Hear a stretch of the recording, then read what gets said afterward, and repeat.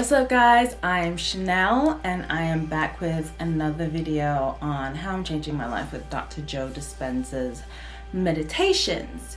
And I know I am late. Okay, I'm here to do July, and in a couple of days I will come out with August. I'm going to film them both now and just release them a couple of days apart.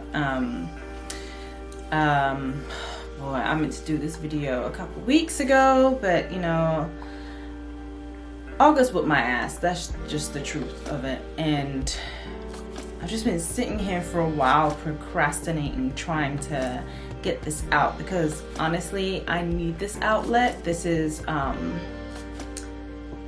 part of the healing process for me. It's kind of a diary, and I just realized like I was struggling to get the words out. Like, it's a lot of stuff that happened. It feels like it's been 2 years and not 2 months. And I think besides a few people that I talk to, like, this is the only place anyone will really get details from me about what's going on with me and me really fighting for this new life, you know? And I just really had to sit here. I felt my fourth center, heart chakra, just feeling really closed and just struggling to get the words out about what's happened these past 2 months. And I was just like, okay, let me just sit here and open that center. And so now I'm able to like talk through it, you know? So I'm just gonna take my time and go through it, and y'all just bear with me. And thank you so much for listening. And again, I really hope that this will help somebody else on their journey and what they're going through, and I could have some other people connect with that, actually doing the work and taking it seriously. Because, you know, I really have shared this with so many people, and I find that most people are like, yeah, I want to do it, oh yeah, and they never do anything about it. And it's just so annoying to me. Like, you're not taking life serious enough. So it's like I'm in a place where I don't want to hear people complain about their life unless they're going to do something about it, and because that's where I am at. But yeah, anyway, let's get into July, honey. So let me start with a story, right? Let me tell y'all a little story. So at the beginning of the year, I think I covered this for June. Yeah, earlier on in the year, I had my heart crushed very deeply, and I was in a very scary place. But I decided to just jump back on the horse, get on these dating sites, and through the weeds, I met this guy who I thought, you know, was great. Like, we went through a little bump in the road where I had to spend a week not speaking to him, and, you know, just to be like, you know, I need you to be clear, like, of what kind of woman I am, and have that clarity of where this is going. And I thought that we were in a really great space. And going into June and starting my meditations, I even said to myself, like, if he makes it through this process, he could be it, y'all. Like, he could really be the one. And I honestly felt confident about that, because things are going great, right? Great communication. We had so much fun together, and he was super communicative with me and all that. Baby, come mid-July, that was done. It was a wrap.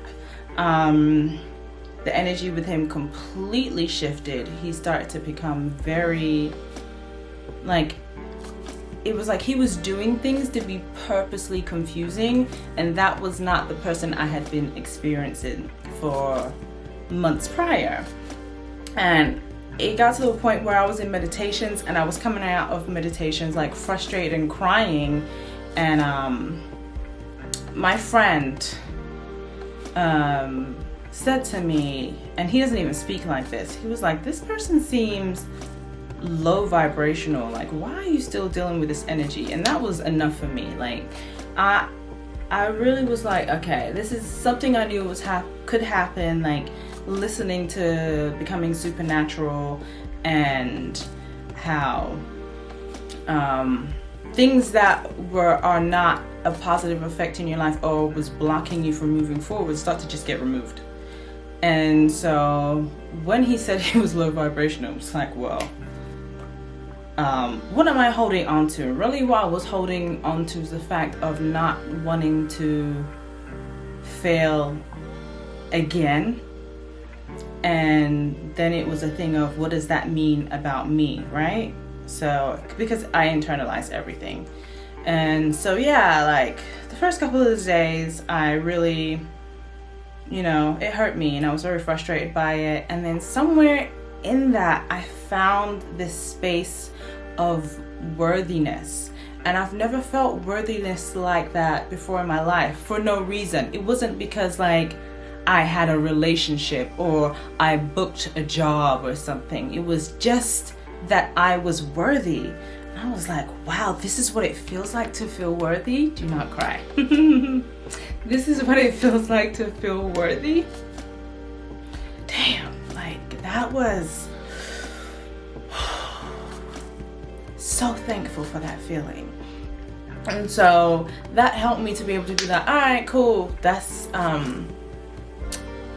that I'm okay with that having to come to an end. If I can't keep anybody around me who's going to hold me back or keep me in an energy level that I don't want to be in. I'm very serious about changing my life, becoming a new person, and not continuing the same energies. And that month also, it came to a head that, like, I had to ask my mom because I really wasn't sure. When, as far as I knew, I had vitiligo on my leg my whole life. So I had these like 3 patches on the back of my right leg and 1 on the front. I have it covered with a tattoo, so most people don't know that I have that. And as long as I've remembered, I felt less than because of that. And I had to ask my mom, like, was it something I came out of the womb with, or did it come up later? And she said that it appeared on my leg somewhere like in the first few weeks of me being born. And she said that the doctor said to her, like, it's only in a couple, just be glad it's not all over her body type of thing. It was just kind of like, okay, we'll just deal with it. And nobody else in my family has it. And so it was just kind of like, I felt like this pariah or less than, or like I had this thing on me that made me small and unworthy. Like I remember like changing in the changing rooms, like when you're going to do gym and stuff in school, and it being, this whole thing of where I had to hide because I felt less than, or people being like, ew, what's that? You know what I mean? And never feeling comfortable. To this day, I don't really feel comfortable in shorts and skirts and stuff like that. Even though I have it tattooed over, I still feel that, shell. And I think, I don't know, I started to wonder if, my mother had me at 19, and I hope she doesn't mind me sharing this.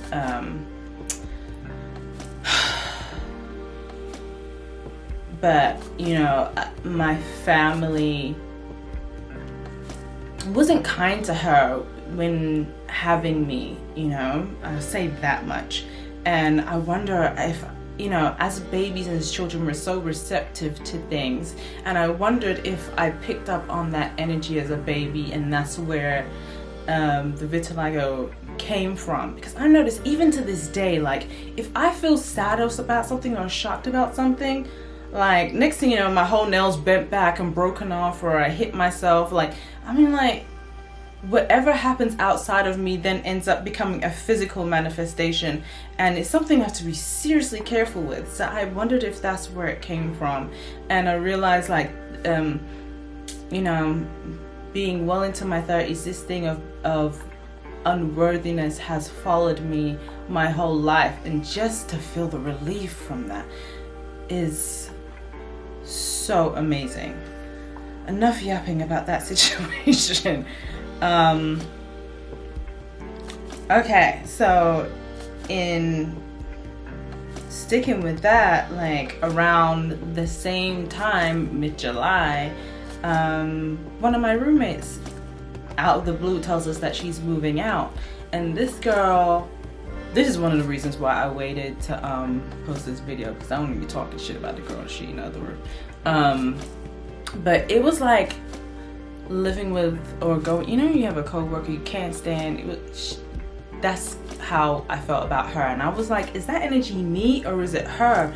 And then in discussions with my other roommate, I just realized it was her. She was really giving off this negative, dark energy, and it was like palpable, and no matter what I did, I couldn't feel better about her. Like, I really struggled to feel better about this girl.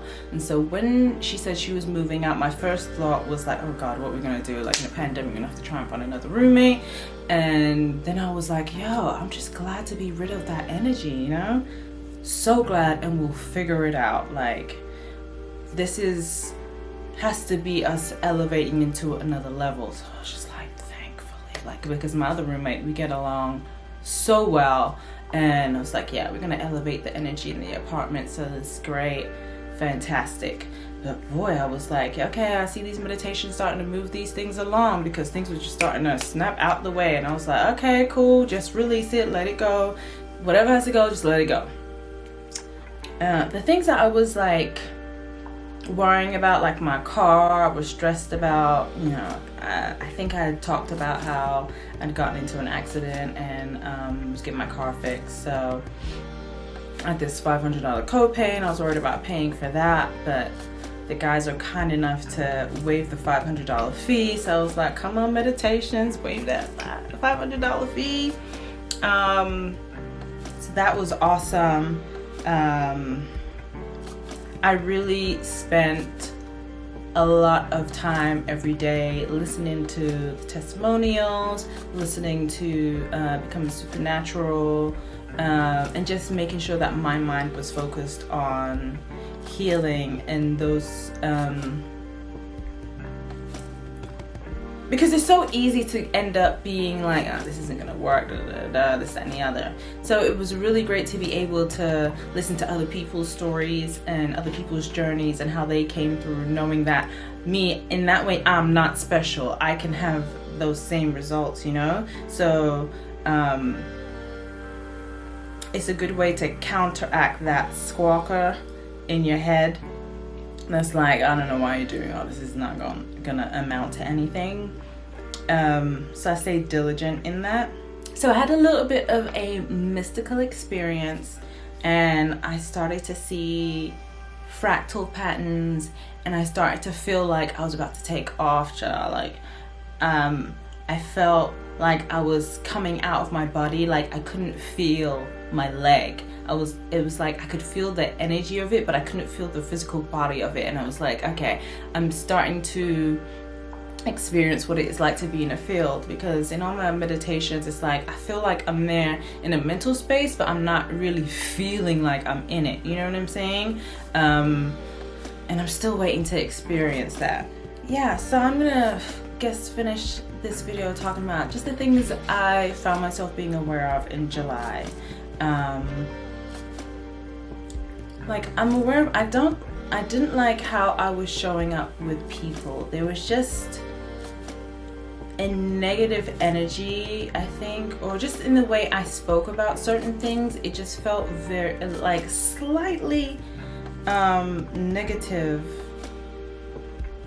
And I just don't know, I just find myself looking at myself and being like, who is she? Why are you saying these things, and why are you showing up like that? Which is one of the reasons why I pulled myself away from people, because I feel like I show up as a persona sometimes, or like how people expect me to be, even people that don't know me. And it feels like it's not the true core of who I am. It's these programs that I've been playing for a very long time, and I no longer want to associate myself with them. However, I love that I do not guilt myself as much as I used to. So for example, like talking about the guy that I was dating. So he was really cool, but there was times, especially towards the end, where I felt like the way he spoke to me, baby, I will give you a couple of passes, but there's a point where you're just going to get smacked in the mouth, because who are you talking to? He was just very snappy and dismissive, and it's like, I'm like, I know how to communicate, and just don't disrespect me, okay? Like, it's just this whole thing. And so I think by mid-July, I had enough of being spoken to in a way that wasn't gonna work for me. And so I went to another car spot, and this man spoke to me in a way I didn't like it. And so I went off on him, child. I really went off on him. And so usually after an altercation like that, I'm like, the guilt in me would take over, and it was like, you know what, that was a moment, that's how I felt in a moment, and I'm just gonna leave it there. So whereas I usually tend to hold on and go over things in my head, I found that I let go of things easier, which is great, and I let things affect me a lot less than I usually do. I found that meditating started to become easier whether I did it in my bed or in the chair, and that it was easier for me to stay more focused, and that I was feeling my energy centers a lot more, you know. With my first energy center, it was really something I just felt like I was not feeling, and I didn't understand, because I felt like a lot more of my issues were coming from my second energy center. But I just kept working on it, and even my throat too. And I've just found with practice that they all just started to open up a little bit more.